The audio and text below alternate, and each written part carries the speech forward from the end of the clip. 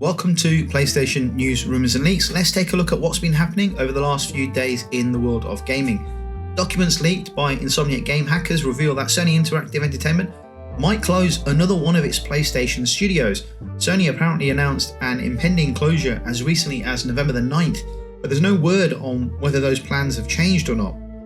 As spotted by Kotaku, Sony has been asking its studios to cut costs, and even Insomniac Games wasn't immune to the cuts despite the massive success of Spider-Man 2.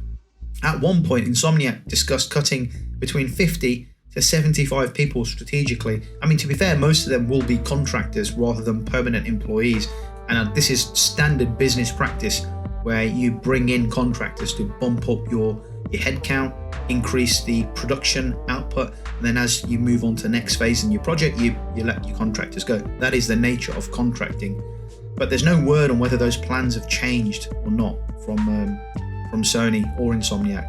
There are also concerns that laying off studio veterans may result in losing institutional knowledge and leadership that is key for future titles, and that is something I'm not for. You know, I know contractors are contractors, but you need to keep your senior staff in place. As kind of the article says, institutional knowledge is crucial. There is also a reference to a November the 9th off-site meeting in which Sony mentions that there will be one studio closure. This meeting came after Sony shut down Pixel Opus, so it remains to be seen which studio is facing closure, if plans for the cuts are still in place, that is.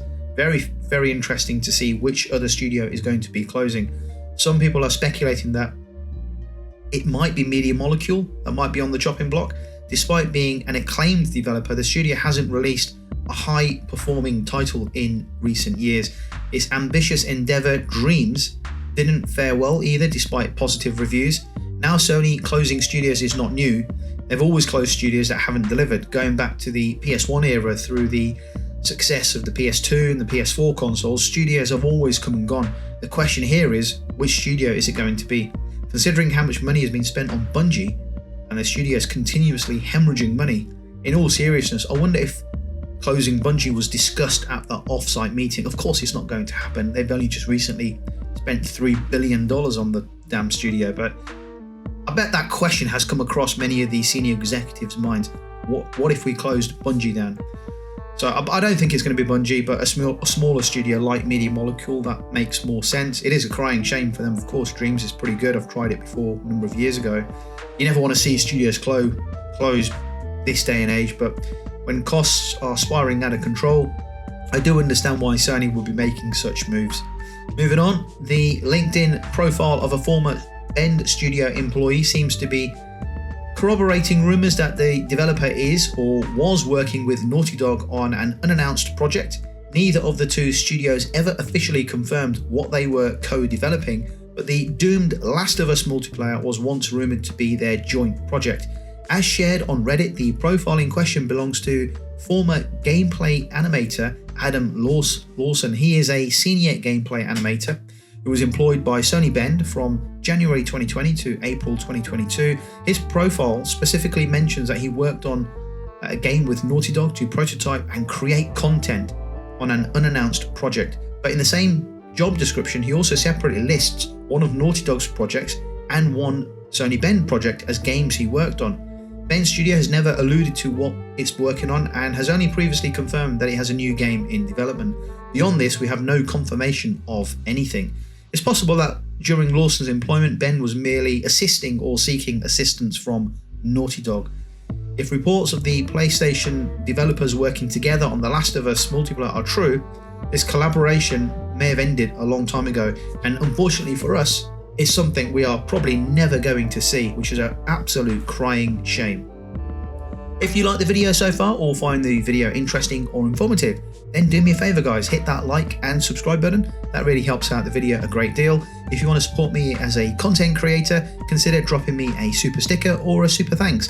They support me directly as a content creator. If you want to go even further and help grow this amazing gaming community, then consider becoming a channel member. I'll leave a link down below in the description on becoming a channel member. Be sure to check that out. Okay, let's move on. The recent Insomniac Games hack has revealed some of the studio's plans for a Marvel's Spider-Man 2 DLC. Unless those plans have changed, the the game is expected to receive 3 free DLC packs.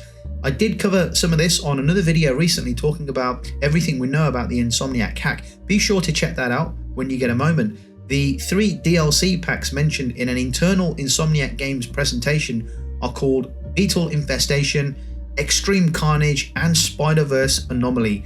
Both Beetle Infestation and Extreme Carnage are supposed to include an open world mission and a boss fight each, whereas Spider-Verse Anomaly, that was planned to be a Sony Pictures crossover with Spider-Verse NPCs and villains, a Spider-Verse mission, and a Spider-Verse visual filter.